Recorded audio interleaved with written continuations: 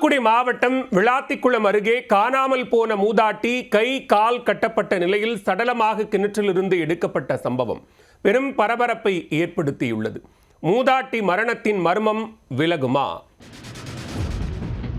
தூத்துக்குடி மாவட்டம் விளாத்திக்குளம் அருகே உள்ள மிட்டா வடமலபுரம் கிராமத்தைச் சேர்ந்தவர் துரைசிங்கம்.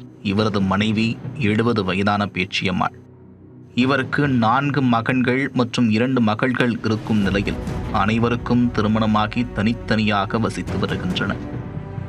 மூதாட்டி பேச்சியம்மாள் அதே கிராமத்தில் விவசாய பணிகளை பார்த்து கொண்டு தனியாக வசித்து வந்துள்ளார். இந்நிலையில் கடந்த ஜனவரி 3ஆம் தேதி முதல் மூதாட்டி திடீரென காணாமல் போனார்.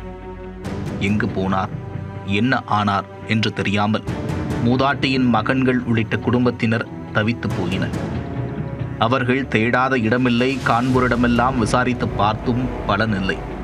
இந்த நிலையில்தான் அந்த கிராமத்தின் காட்டுப்பகுதியில் உள்ள ஊரணையில் இருந்த கிணற்றில் சடலம் ஒன்று கிடப்பதாக தகவல் கிடைத்துள்ளது. பதறிப்போன குடும்பத்தினர் அங்கு சென்று பார்த்தபோது அதிர்ந்து போயினர். கிணற்றுக்குள் கை மற்றும் கால்கள் துணியால் கட்டப்பட்ட நிலையில் உடலில் கல்லை கட்டி மூதாட்டி பேச்சியம்மாள் கிணற்றுக்குள் வீசப்பட்டிருப்பது தெரிய வந்தது.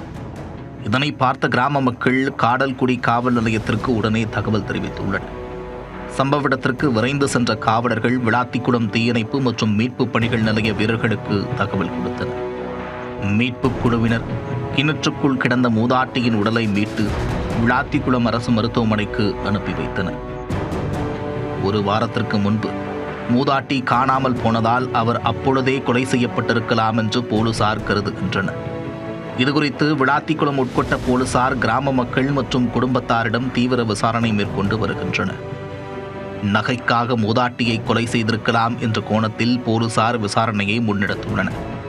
சம்பவ இடத்திற்கு தடயவியல் நிபுணர்கள் மற்றும் மோப்பனாய் வரவழைக்கப்பட்டு ஆதாரங்கள் சேகரிக்கப்பட்டது.